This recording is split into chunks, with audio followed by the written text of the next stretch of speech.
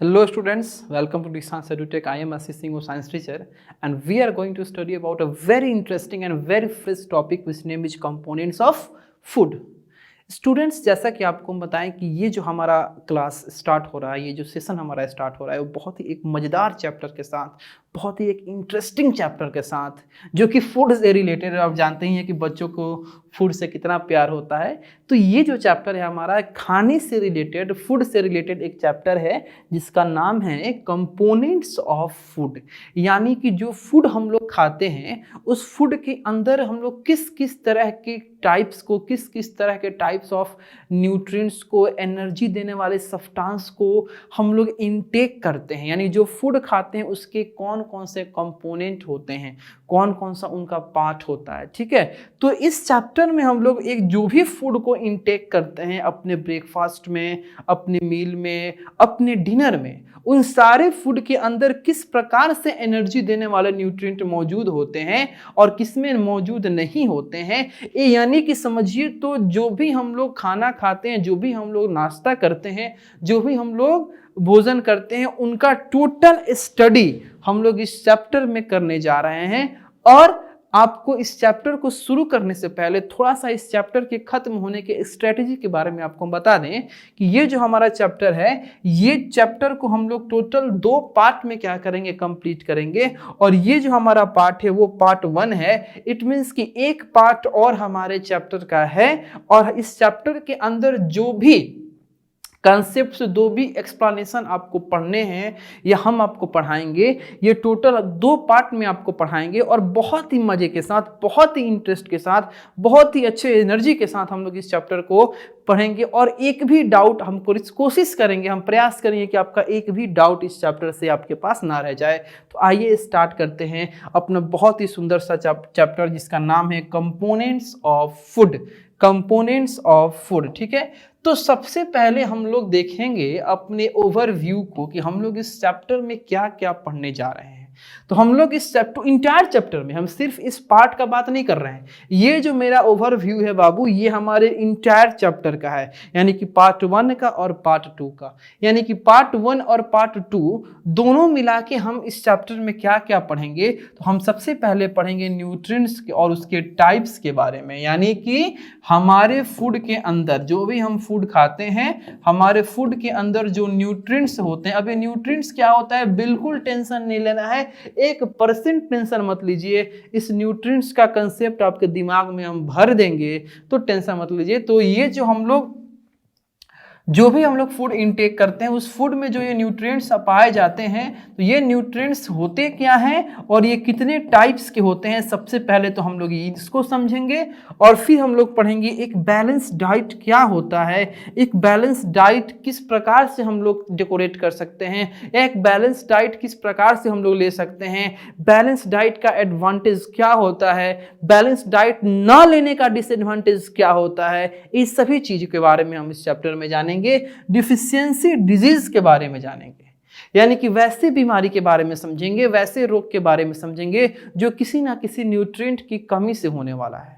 तो जो भी बीमारी न्यूट्रिएंट की कमी से होती है उन्हीं को तो बाबू हम लोग बोलते हैं क्या, डेफिशिएंसी डिजीज। तो आइए हम इस चैप्टर को स्टार्ट करते हैं। और इस चैप्टर को स्टार्ट करने से पहले इस चैप्टर में बहुत ही सुंदर सा, बहुत ही प्यारा सा एक शब्द जुड़ा हुआ है आपके सामने, फूड। फूड फूड फूड बहुत ही इंटरेस्टिंग सा चैप्टर। एक फूड के बारे में अगर एक्सप्लेन करना हो, फूड का इंपॉर्टेंस देना हो, तो उसका कोई एंडिंग नहीं होगा। फूड इतना इंपॉर्टेंट है हमारे लिए, क्योंकि बाबू आप अपने जीवन में कोई भी काम करते हो, चाहे वो काम आपके फिजिकल से रिलेटेड हो, आपके दौड़ भाग से रिलेटेड हो, चाहे वो काम आपके पढ़ाई लिखाई यानी आपके ब्रेन से रिलेटेड हो, चाहे वो आपके बॉडी के अंदर का कोई प्रोसेस हो, इनफैक्ट आप सोते भी हो, तो आपके बॉडी के द्वारा जितना भी काम है, सोना, पढ़ना, लिखना, दौड़ना, भागना, खेलना, कूदना, इन सारे काम के लिए क्या चाहिए, एनर्जी चाहिए आपको। इन सारे काम के लिए, इन सारे काम को करने के लिए आपको ऊर्जा चाहिए। और वो एनर्जी, वो ऊर्जा कहाँ से आती है? वो एनर्जी, वो ऊर्जा जो है वो फूड से आती है, जिस फूड को आप इंटेक करते हो, जो खाना आप खाते हो, जो भोजन आप लेते हो, जो नाश्ता आप करते हो, जिस तरह का ड्रिंक आप पीते हो, ठीक है, किस तरह का पानी आप पीते हो, तो इनके अंदर से वो एनर्जी आती है, जिस एनर्जी के हेल्प से आप कोई भी काम को करते हो, चाहे वो काम आपका फिजिकल काम से रिलेटेड हो, चाहे वो काम आपका मेंटली यानी आपके दिमाग के द्वारा किया गया हो। तो आपकी बॉडी के द्वारा कोई भी काम किया जाता है तो उस काम के लिए एनर्जी चाहिए, और उस एनर्जी को देने वाला कौन? तो उस एनर्जी को देने वाला है फूड। फूड क्या करेगा? उस एनर्जी को देगा। आप फूड इंटेक करोगे, आप फूड इंटेक करोगे, वो फूड आपके बॉडी के अंदर जाएगा, वो फूड आपके बॉडी के अंदर जाएगा, और जाने के बाद क्या होगा? आपके बॉडी में डाइजेस्ट होगा। आपके बॉडी में जाने के बाद क्या होगा? डाइजेस्ट होगा। और डाइजेस्ट का मतलब होता है कि ब्रेक डाउन, यानी कि जो आप फूड खा रहे हो ये टूटेगा, ये आपके बॉडी में जाके क्या करेगा? टूटेगा। और ये फूड जब आपके बॉडी के अंदर जाके टूटेगा, तो टूटने के बाद मान लीजिए कोई भी सब्सटेंस टूटता है तो फिर क्या होता है? तो उस सब्सटेंस जिस चीज से मिल के बना होता है वो चीज बाहर निकलती है, वो चीज या उसके अंदर जो चीज होती है वो बाहर निकलता है। मान लो कि एक पिकी बैंक है, यानी कि एक आपका गुल्लक है, तो गुल्लक में आप पैसा भरे और एक दिन आप उसको फोड़ दिए, तो आपका गुल्लक फूटा, तो उस फूटने के बाद क्या निकलेगा? उस गुल्लक के अंदर जो पैसा है वही ना निकलेगा। तो जो एक फूड आपका टूटता है, आप फूड को इंटेक करते हो, खाना को खाते हो, वो जो खाना आपका ब्रेक डाउन होगा, जो खाना टूटेगा, वो जो फूड में आपका डाइजेशन होगा, तो वो फूड के अंदर से क्या निकलेगा? तो फूड के अंदर से वो चीजें निकलेगी जिस चीज से वो फूड मिल के बना था।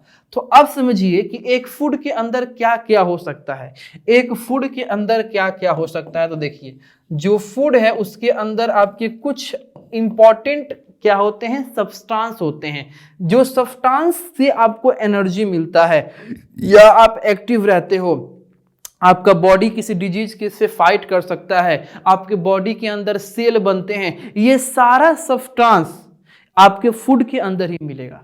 तो अगर आपका फूड डाइजेस्ट होगा या फूड आपका ब्रेक डाउन होगा, टूटेगा, तो आपको कार्बोहाइड्रेट मिल सकता है। क्या मिल सकता है? आपको कार्बोहाइड्रेट मिल सकता है, आपको प्रोटीन मिल सकता है, आपको विटामिन्स मिल सकते हैं, आपको मिनरल्स मिल सकता है, और आपको फैट्स मिल सकता है। ठीक है, क्या क्या मिल सकता है?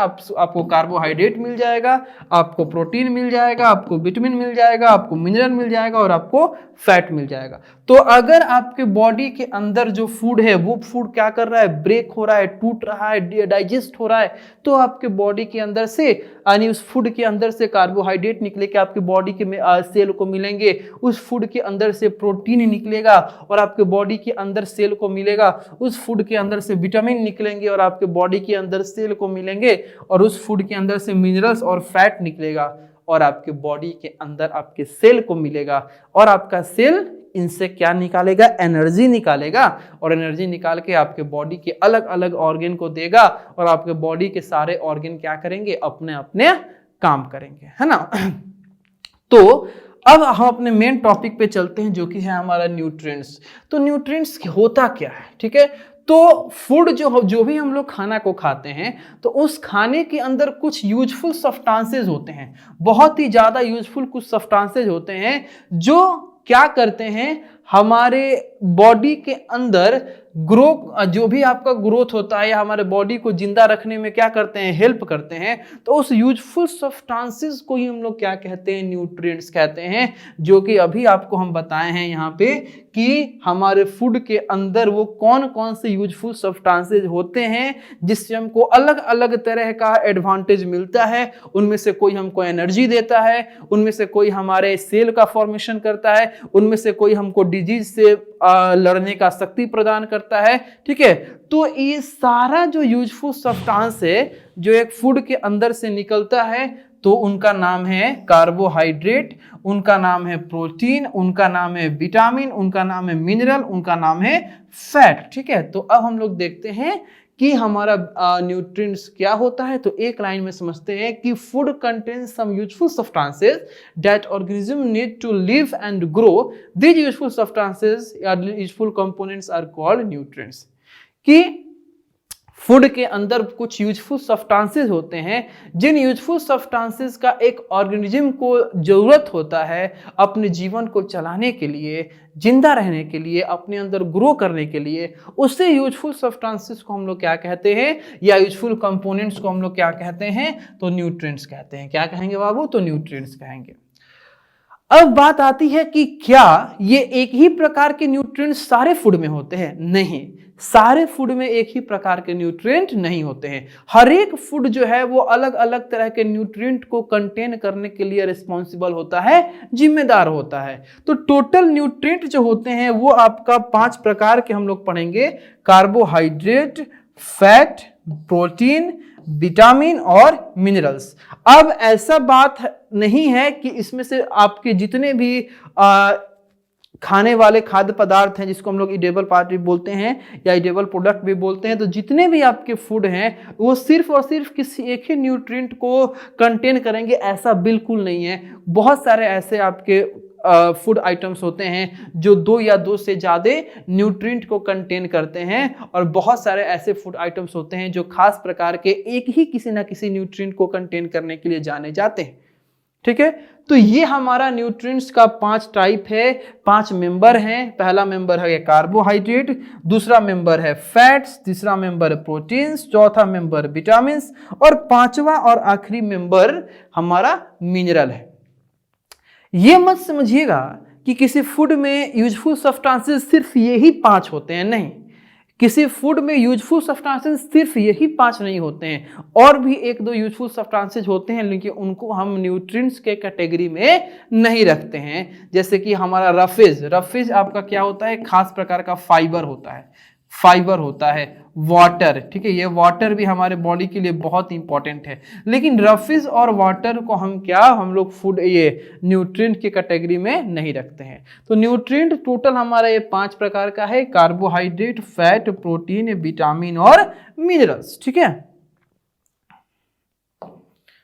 अब चलिए हम लोग अपने न्यूट्रिएंट के कैटेगरी में सबसे पहला कैटेगरी पढ़ने जा रहे हैं कार्बोहाइड्रेट्स के बारे में। कार्बोहाइड्रेट, ठीक है, कार्बोहाइड्रेट जैसे ही दिमाग में आता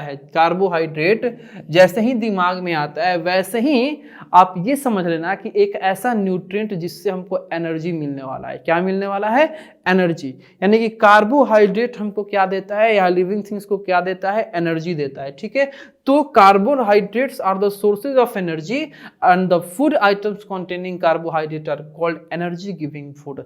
जो कार्बोहाइड्रेट हमारे फूड में होगा तो ये कार्बोहाइड्रेट क्या करेगा, तो कार्बोहाइड्रेट हमारे बॉडी को क्या देगा? एनर्जी देगा। और चूंकि कार्बोहाइड्रेट हमारे बॉडी को एनर्जी देते हैं, इसी कारण से वैसे भोजन जो कार्बोहाइड्रेट को कंटेन करते हैं उनको हम लोग कौन सा फूड बोलते हैं? एनर्जी गिविंग फूड बोलते हैं। क्या बोलते हैं? एनर्जी गिविंग फूड बोलते हैं। देखो, अब ये जो फूड है यानी ये जो कार्बोहाइड्रेट है, ये हमारे फूड में किस किस फॉर्म में प्रेजेंट होते हैं? हम जो भी भोजन लेते हैं, जो भी हम लोग नाश्ता करते हैं, या जो भी हम लोग खाना खाते हैं, तो हमारे खाने में ये कार्बोहाइड्रेट किस फॉर्म में आपके क्या होते हैं? स्टे करते हैं, किस फॉर्म में प्रेजेंट होते हैं? तो कार्बोहाइड्रेट 2 फॉर्म में प्रेजेंट होते हैं, एक स्टार्च के फॉर्म में और एक शुगर के फॉर्म में।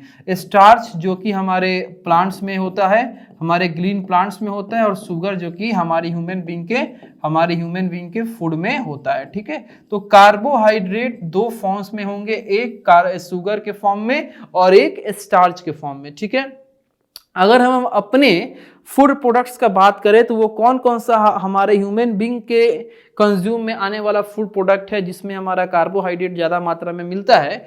तो पोटैटो, आलू, ब्रेड, ठीक है, या चावल, इसमें कार्बोहाइड्रेट की संख्या या कार्बोहाइड्रेट का मात्रा जो है ज़्यादा होता है। ठीक है, अब वैसे फ्रूट्स जिसके अंदर शुगर का मात्रा ज्यादा होता है, ठीक है, तो आपका क्या है, जैसे आपका अंगूर है, ठीक है, ग्रेप्स है, तो food rich in sugar or glucose and grapes. ठीक है, तो शुगर किस तरह के फूड में ज्यादा होता है, तो जैसे ग्लूकोज हो गया, ग्रेप्स अंगूर हो गया, इनमें शुगर का मात्रा ज्यादा है। तो देखो शुगर का मात्रा ज्यादा है तो इनडायरेक्ट रूप से कहीं ना कहीं हम ये बोलना चाहते हैं, या आप ये समझो कि शुगर का मात्रा ज्यादा, स्टार्च का मात्रा ज्यादा, तो कहने का मतलब क्या, कार्बोहाइड्रेट का मात्रा ज्यादा, क्योंकि हमारे फूड में ये कार्बोहाइड्रेट जो होते हैं इसी दो फॉर्म में आपके प्रेजेंट होते हैं, एक स्टार्च के फॉर्म में और एक शुगर के फॉर्म में। ठीक है, अगर हम कार्बोहाइड्रेट के सबसे सिंपल फॉर्म का बात करें, सबसे साधारण फॉर्म, तो वो होता है ग्लूकोज। ग्लूकोज जो होता है वो हमारे कार्बोहाइड्रेट का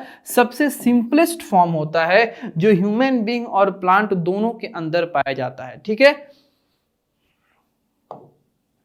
चलिए अब हम लोग का नेक्स्ट जो न्यूट्रिएंट है वो है फैट्स। क्या है, अब वो फैट्स। ठीक है, तो आप फैट्स के बारे में पढ़ते हैं। तो जिस प्रकार से कार्बोहाइड्रेट हमारे बॉडी को एनर्जी प्रदान करता है, वैसे ही फैट्स भी हमारे बॉडी को क्या करते हैं, एनर्जी प्रोवाइड करते हैं। और फैट के अंदर खास बात यह है कि जितना अमाउंट में कार्बोहाइड्रेट हमारे बॉडी को एनर्जी देगा, उससे दोगुना अमाउंट में फैट हमारे बॉडी को क्या करते हैं, एनर्जी प्रोवाइड करते हैं। याद रखिएगा कि फैट जो है ये भी एनर्जी हमारे बॉडी को देते हैं, और ये कहीं ना कहीं कार्बोहाइड्रेट से ज्यादा एनर्जी हमारे बॉडी को देते हैं। यही कारण है कि ऐसे फूड आइटम्स जिनके अंदर फैट स्टोर होता है, या वैसे फूड आइटम्स जो फैट को कंटेन करके रखते हैं, उनको भी हम क्या बोलते हैं, एनर्जी गिविंग फूड ही बोलते हैं। क्या बोलते हैं, एनर्जी गिविंग फूड बोलते हैं। देखिए अब सोर्सेस ऑफ फैट के बेसिस पे, यानी फैट कहां कहां से आ रहे हैं, तो सोर्सेज ऑफ फैट के बेसिस पे या sources of food items containing fat, ऐसे फूड आइटम्स जो फैट को कंटेन करके रखे हैं, वो फूड आइटम्स कहां कहां से प्राप्त हो सकते हैं, कहां कहां से आ सकते हैं। तो sources of food item containing fat, इसके बेसिस पे हम लोग दो पार्ट में फैट को डिवाइड करेंगे, एक एनिमल फैट और दूसरा प्लांट फैट। यानी कि ऐसा फैट, ऐसे फूड आइटम्स जो फैट कंटेन करते हो और वो कहां से आए हो, किसी ना किसी एनिमल के प्रोडक्ट हो, उनको हम लोग एनिमल फैट बोलेंगे। जैसे बटर और घी, ये एनिमल प्रोडक्ट है और इनके अंदर फैट होता है, इसीलिए इनको एनिमल फैट के नाम से जाना जाता है। अब मान लीजिए कि वेजिटेबल ऑयल जो है, जो वेजिटेबल ऑयल है, जैसे सरसों का तेल हो गया, ठीक है, या आपका कोकोनट ऑयल हो गया, तो ये सब जो ऑयल हैं ये आपके प्लांट से आते हैं और इनके अंदर फैट आपका स्टोर होता है, तो आपका ये क्या कहलाएंगे, प्लांट फैट कहलाएंगे। क्या कहेंगे, प्लांट फैट कहलाएंगे। अगर हम फैट के और फंक्शंस का बात करें, तो फैट ही वो न्यूट्रिएंट है जो हमारे बॉडी को वार्म रखता है, गर्म रखता है, वार्म रखता है। ठीक है, ये क्वेश्चन हमेशा आता है कि कौन सा ऐसा, या पूछा आता है कि स्कूल टेस्ट में या किसी भी टीचर के द्वारा, किसी भी इंसान के द्वारा पूछ लिया जाएगा कि वो कौन सा ऐसा न्यूट्रिएंट होता है जो हमारे बॉडी को वार्म रखता है, तो फैट वो न्यूट्रिएंट है जो हमारे बॉडी को वार्म रखता है। हमारे बॉडी में जो एक्स्ट्रा फैट होते हैं वो हमारे बॉडी में स्टोर हो जाते हैं, इसीलिए जब फैट का मात्रा हमारे बॉडी में एक्सेस हो जाता है तो वो उस टाइम हमारे बॉडी के लिए वो डिसएडवांटेज का काम करता है और हमको ओबेसिटी नामक बीमारी, यानी मोटापा नामक बीमारी या मोटापा हमारे अंदर डाल देता है। तो मोटापा जो है ये किस न्यूट्रिएंट के ओवर हो जाने के कारण होता है, तो याद रखिएगा मोटापा जो है ये फैट नामक न्यूट्रिएंट के एक्सेस अमाउंट में बॉडी के अंदर हो जाने से एक बॉडी के अंदर क्या होता है, ओबेसिटी होता है या मोटापा होता है। ठीक है,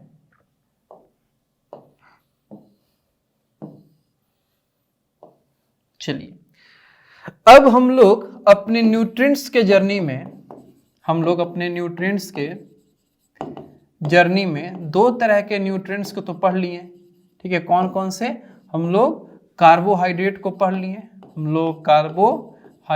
पढ़ लिए और फिर हम लोग फैट्स को पढ़ लिए। अब हम लोग को पता है कि टोटल 5 न्यूट्रिएंट होते हैं, तो हम लोग अपने तीसरे न्यूट्रिएंट्स की तरफ बढ़ रहे हैं जिसका नाम है प्रोटीन। बहुत ही बेहतरीन न्यूट्रिएंट है, बहुत ही ज़्यादा यूजफुल, बहुत ही ज़्यादा लाभदायक, बहुत ही ज़्यादा एडवांटेज इसका होता है हमारे बॉडी के अंदर। ठीक है, तो आइए हम लोग स्टार्ट करते हैं अपने प्रोटीन नामक न्यूट्रिएंट्स के बारे में। तो ये प्रोटीन जो है ये हमारे बॉडी में नए नए सेल के फॉर्मेशन के लिए क्या होता है, रिस्पॉन्सिबल होता है। क्योंकि आप सभी को पता है, हम सभी को पता है कि हमारा टोटल बॉडी, ये पूरा बॉडी जो हमारा सामने पड़ा है, तो ये जो बॉडी है, इतना बड़ा जो बॉडी है हमारा, आपका, आपके घर में किसी भी मेंबर का, ये किस सबसे छोटे यूनिट से मिल के बना है। तो ये बॉडी जो है ये सबसे छोटे यूनिट यानी सेल के मिलने से बनता है। जैसे मान लीजिए हमारा रूम है, तो ये रूम का सबसे छोटा यूनिट कौन है, तो इस रूम का सबसे छोटा यूनिट ईंट होता है। ईंट को ईंट से जोड़ते हैं तो दीवार बनता है। जब बहुत सारे दीवार को आपस में जोड़ते हैं तो हमारा एक रूम बनता है। बहुत सारे रूम को आपस में जोड़ेंगे तो एक घर बनेगा। बहुत सारे घर को अगर हम आपस में लेंगे तो एक सोसाइटी, एक मोहल्ला बनेगा, है ना। तो हमारे बॉडी के अंदर बहुत सारे सेल जब एक साथ, एक टाइप के, एक फंक्शन के एक साथ जुड़ते हैं तो टिश्यू बनता है। क्या बनता है? टिश्यू बनता है। और बहुत सारे एक काइंड के टिश्यू अगर एक साथ जुड़ेंगे तो हमारा ऑर्गेन बनेगा। और एक तरह के फंक्शन को शो करने वाले ऑर्गेन जब एक साथ कंबाइन होंगे तो ऑर्गेन सिस्टम बनेगा। और जब आपके बहुत सारे ऑर्गेन सिस्टम एक साथ कंबाइन होते हैं तो हमारा पूरा ये बॉडी तैयार होता है। तो ये जर्नी जो है, हमारे बॉडी के तैयार होने का जो जर्नी है, जो यात्रा है, वो एक सबसे छोटे से सेल से स्टार्ट हुआ था, एक छोटे से यूनिट से स्टार्ट हुआ था जिसका नाम था सेल।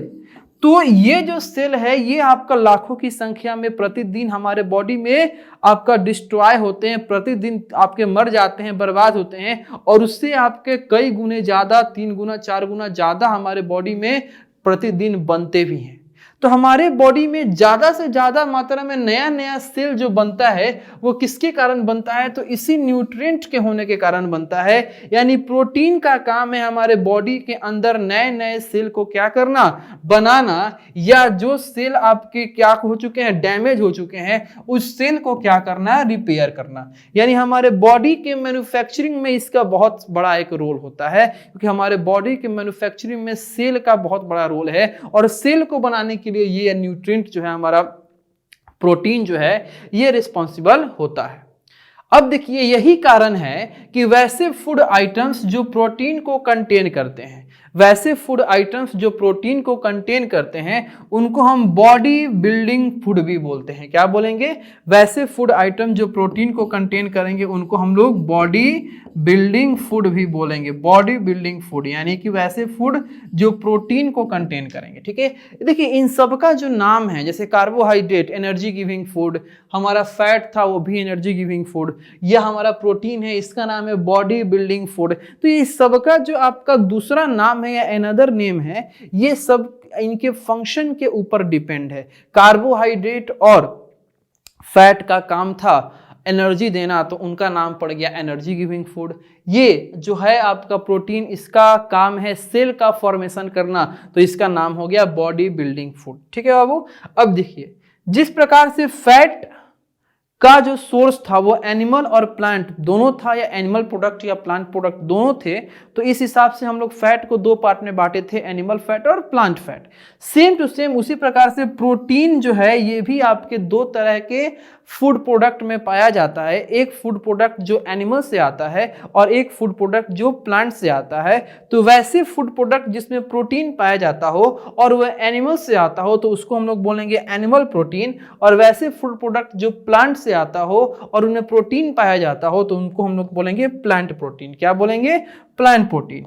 तो एनिमल प्रोटीन और प्लांट प्रोटीन, तो इस एक बहुत ही क्लियर से पिक्चर को देख के हम लोग ये समझने का प्रयास करेंगे कि एनिमल प्रोटीन यानी कि कौन कौन सा ऐसा एनिमल्स का फूड प्रोडक्ट है जिससे प्रोटीन मिलता है और कौन कौन सा ऐसे प्लांट का फूड प्रोडक्ट है जिससे हमको प्रोटीन मिलता है।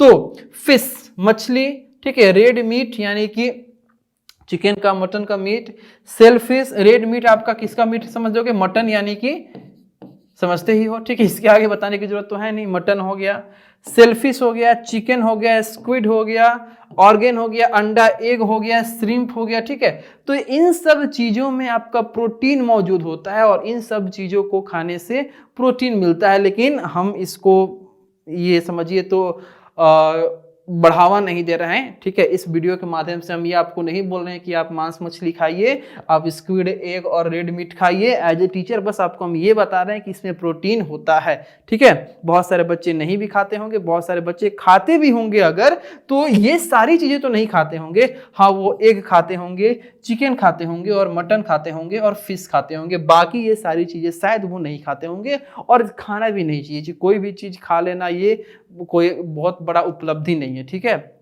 ज़्यादा से ज़्यादा कोशिश करना चाहिए कि शाकाहारी ही रहें, क्योंकि शाकाहारी रहने से हमको बहुत ज़्यादा एनर्जी मिलेगा ये मीट मछली खाने से। अगर आप एक ही क्वांटिटी में मीट मछली खाते हो, उतना ही क्वांटिटी में अगर आप फल खाते हो तो फल से ज़्यादा आपको एनर्जी मिलेगा, फल में आपको ज़्यादा एनर्जी मिलेगा कंपेयर टू द मीट और मछली जो भी है।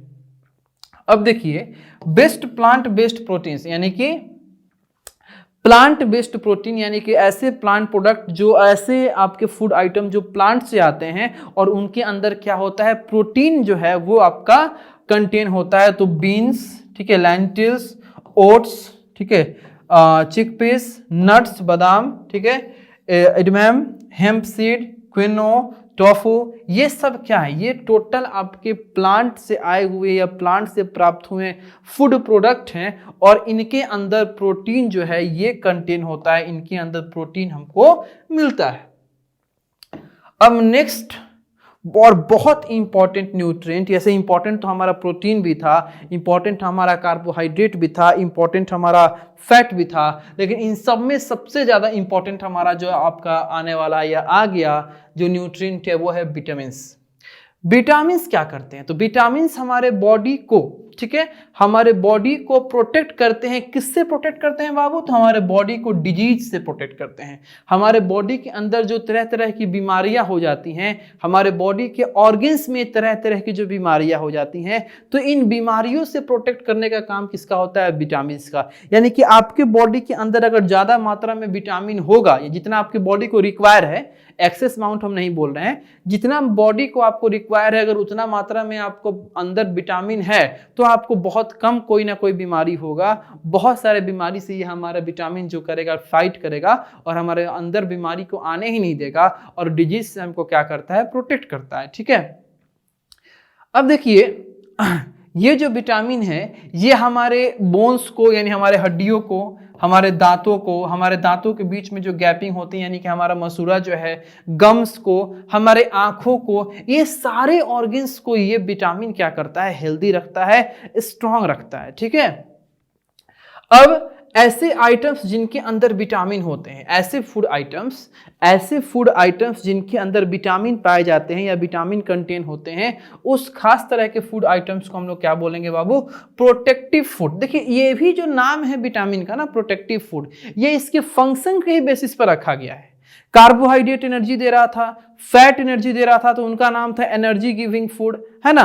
प्रोटीन क्या कर रहा था, हमारे बॉडी के अंदर नए नए सेल का फॉर्मेशन कर रहा था, तो उसका नाम था बॉडी बिल्डिंग फूड। उसी प्रकार से ये जो विटामिन है, ये विटामिन हमारे बॉडी के अंदर डिजीज को ना होने के लिए हेल्प करता है, यानी कि डिजीज से प्रोटेक्ट करता है हमारे बॉडी को। इसलिए इसका नाम है बाबू कौन सा, प्रोटेक्टिव फूड, है ना, प्रोटेक्टिव फूड। विटामिन को हम लोग क्या कहते हैं, प्रोटेक्टिव फूड, यानी कि विटामिन जिस फूड आइटम्स में पाया जाता है उस फूड आइटम्स को हम लोग प्रोटेक्टिव फूड कहते हैं।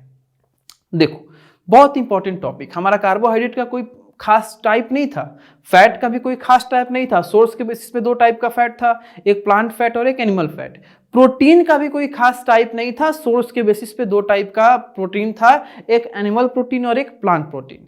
लेकिन जो विटामिन होंगे ये टोटल आपके 1 2 3 4 5 6 टाइप्स के विटामिन के बारे में आपको जानना है, आपको पढ़ना है।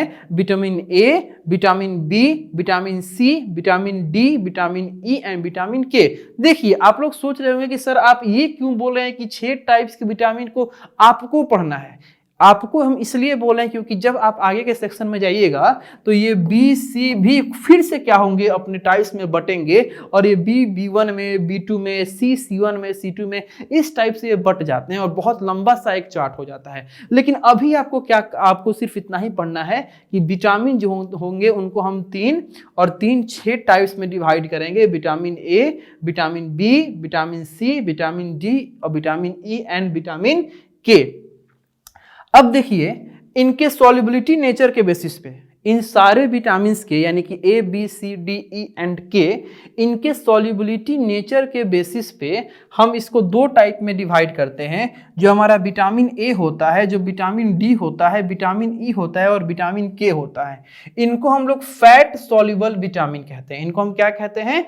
Fat soluble vitamin. अब इनको हम लोग फैट सॉल्युबल विटामिन क्यों कहते हैं? तो इनको हम लोग फैट सॉल्युबल विटामिन इसलिए कहते हैं क्योंकि ये विटामिन जो हैं उस तरह के फूड प्रोडक्ट में आपका डिजॉल्व होते हैं या उस तरह के फूड प्रोडक्ट में डिजॉल्व हो सकते हैं जिसके अंदर फैट होता है। जैसे मान लीजिए हमारा वेजिटेबल ऑयल है, जो बटर है, घी है, तो इनके अंदर जो भी विटामिन होते हैं इस विटामिन को हम लोग क्या कहेंगे? Fat soluble vitamin. तो इनके अंदर कौन से विटामिन डिसॉल्व होते हैं? तो जो विटामिन ए है, विटामिन डी है, विटामिन ई है, विटामिन के है, तो ये जो विटामिन हैं ये हमारे वेजिटेबल ऑयल, घी, बटर के अंदर डिसॉल्व होते हैं, इसलिए इनको हम लोग फैट सॉल्युबल विटामिन के नाम से भी जानते हैं। अगला है हम लोग का विटामिन बी और विटामिन सी। जो विटामिन बी और विटामिन सी है ये वाटर सॉल्युबल विटामिन है, यानी कि वाटर में आपका रहने वाले, वाटर में डिजॉल्व होने वाले या वाटर में डिजॉल्व हो सकते हैं, इसलिए हम विटामिन बी या विटामिन सी को वाटर सॉल्युबल विटामिन के नाम से भी जानते हैं। ठीक है, यहाँ पे आपको बहुत अच्छा सा एक चार्ट दिया है, जिस चार्ट के थ्रू हम ये समझ सकते हैं कि कौन से विटामिन का सोर्स क्या है और उनका फंक्शन क्या है। तो सबसे पहला है विटामिन ए। विटामिन ए को आप कैरेट से, पपाया से, फिश ऑयल से और मैंगो से प्राप्त कर सकते हैं और इनका फंक्शन है आपके आंखों को और आपके स्किन को हेल्दी रखना। ठीक है, फिर है आपका विटामिन बी। विटामिन बी आप जितना भी अनाज खाते हैं, वहां से अंडा खाते हैं, वहां से मीट खाते हैं, वहां से और दूध पीते हैं, यहाँ से मिलता है। और इनका जो फंक्शन है वो है कि जो भी आपका बॉडी के अंदर नर्व है, नर्व का काम क्या होता है? एक जगह से दूसरी जगह तक मैसेज को पहुंचाना। तो जो भी आपके बॉडी के अंदर नर्व है, जो मसल्स हैं और जो आपके बॉडी के अंदर डाइजेस्टिव सिस्टम है, जो आपके फूड को डाइजेस्ट करता है, इसका प्रॉपर तरीके से, अच्छे तरीके से फंक्शन कराना। ठीक है, फिर हमारा है vitamin C. Vitamin C citrus fruit यानी खट्टे फलों से मिलता है और इनका काम है हमारे दांत को और हमारे मसूड़ों को क्या रखना? स्वस्थ रखना और स्ट्रांग रखना। फिर है विटामिन डी। विटामिन डी जो है ये पनीर से, जो कि हमारा एक एनिमल प्रोडक्ट है, मछली फिश से, लिवर ऑयल से, एग यल्क से और जो कि एग के बीच में होता है, और सनलाइट से मिलता है। और इसका काम है हमारे हड्डियों को यानी हमारे बोन्स को, हमारे दांतों को स्ट्रांग रखना। ठीक है, फिर है विटामिन ई। विटामिन ई कहाँ से मिलेगा? तो विटामिन ई पेयर से, एग से और नट से, इन सब चीज़ों से विटामिन ई मिलता है और इसका काम है विटामिन ई का हमारे स्किन को हेल्दी रखना। ठीक है, स्किन को हेल्दी विटामिन ए भी रखा था, आप देख सकते हैं। ठीक है, तो ऐसा नहीं है कि जो विटामिन किसी एक काम को करता है तो दूसरा कोई विटामिन उस काम को नहीं कर सकता है, ऐसी बात नहीं है। किसी भी काम को दो या दो से ज़्यादा विटामिन भी कर सकते हैं। ठीक है, लास्ट है हमारा विटामिन के। तो विटामिन के जो है ये स्पाइनक यानी जो हमारा पालक का साग है, ठीक है, कैबेज यानी कि जो बंद गोभी है, ठीक है, और कॉलीफ्लावर जो कि आपका नॉर्मल गोभी है होता है। तो इन सब चीज़ों से हमारा क्या होता है? विटामिन के मिलता है और इसका काम होता है हमारे ब्लड के क्लोटिंग में हेल्प करना। ब्लड के क्लोटिंग यानी खून के जमाव में हेल्प करना या खून के जमाव में इन्वॉल्व होते हैं ये विटामिन के। ठीक है, तो इस तरीके से बाबू हम लोग ये जो हमारा चैप्टर है कंपोनेंट्स ऑफ फूड, बहुत ही इंटरेस्टिंग चैप्टर। आई होप कि आपको अच्छे तरीके से ये एक्सप्लेनेशन, ये कंसेप्ट समझ में भी आए होंगे। तो इस तरीके से हम लोग इस कंपोनेंट्स ऑफ फूड चैप्टर का जो पार्ट 1 है इसको हम लोग क्या किए? कंप्लीट किए। तो मिलते हैं इसी तरीके से एक फ्रेश एनर्जी और न्यू एनर्जी के साथ आपसे हम पार्ट 2 में। तब तक के लिए थैंक यू और मन लगा के पढ़ाई करिए।